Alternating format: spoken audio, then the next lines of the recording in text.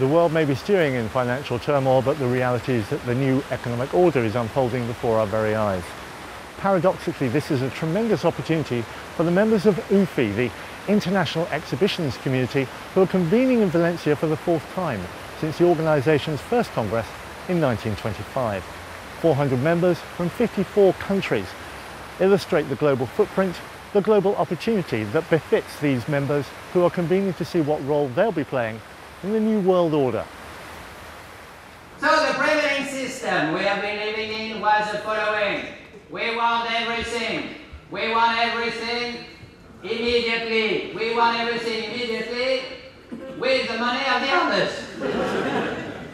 Actually, things could be worse. And he added, I could be one of my creditors. I think we are going to see obviously a lot of vulnerability on the world market. Some people are wondering whether the dollar is too powerful today and whether maybe the yuan will not become a reserve currency. I don't think so.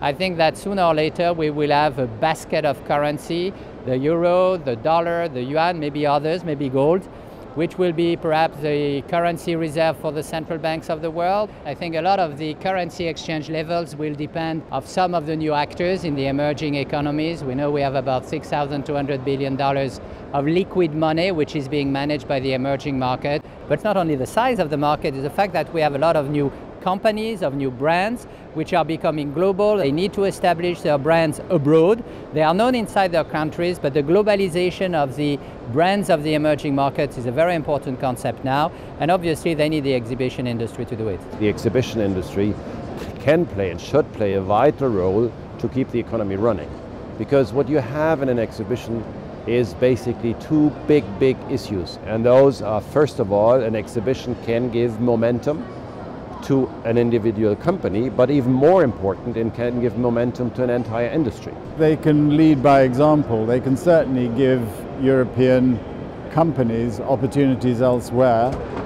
There is no reason why they shouldn't be trying to sell their products into these emerging markets. It's quite a difficult sell to get them to do that, but if they do it, and those that do well. And trading one's way out of the contagion is the way to get it right. In Germany, for example, they heavily rely on export, and they know that all the different exhibitions we are doing, helping all producers in selling their products abroad, selling their services abroad, and it doesn't matter that much whether these shows are in Hanover or more and more to be done in the emerging markets where you have really rapidly rising number of customers. It can create a lot of new energy for the different sectors, like hotels, like restaurants, like entertainment, also for increasing the innovation and the creation, architecture, etc.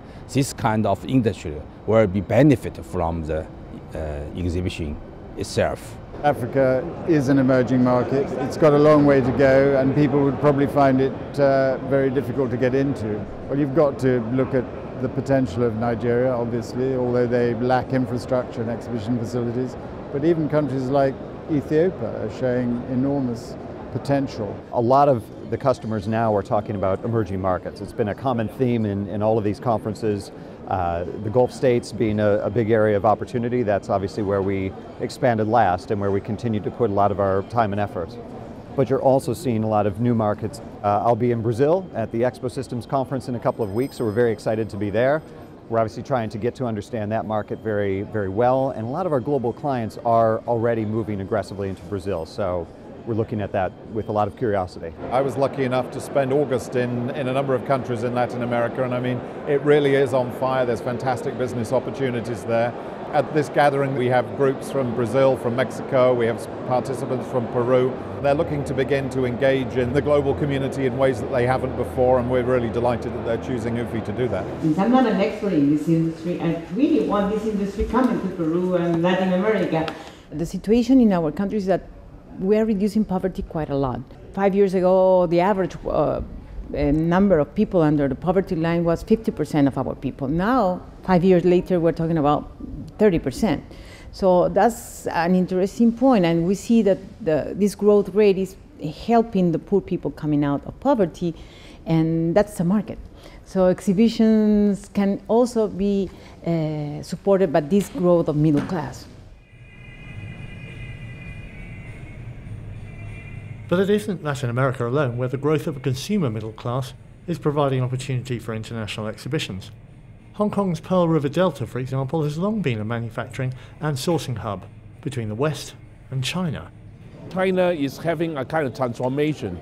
They will stress more on technology and innovation, on the other hand, fashion and trends, and they would like very much to develop their own brand names for a lot of products in different industries.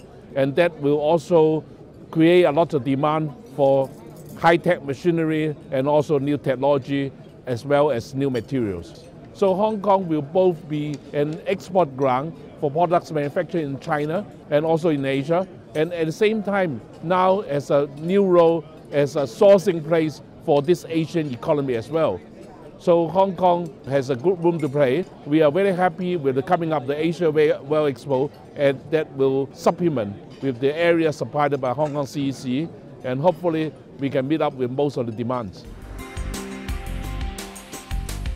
But from Asia World Expo, the venue, to Shanghai World Expo, the blockbuster, the collective will and investment to accommodate 70 million visiting delegates was, well, astonishing. In order to receive so many people a day, the government of Shanghai prepared for 10 years to make all the infrastructures getting better and improved a lot. So, for instance, we built our new airport terminal, we built the new road system, and also we built 13 lines underground. The total operation kilometers is more than 400 kilometers.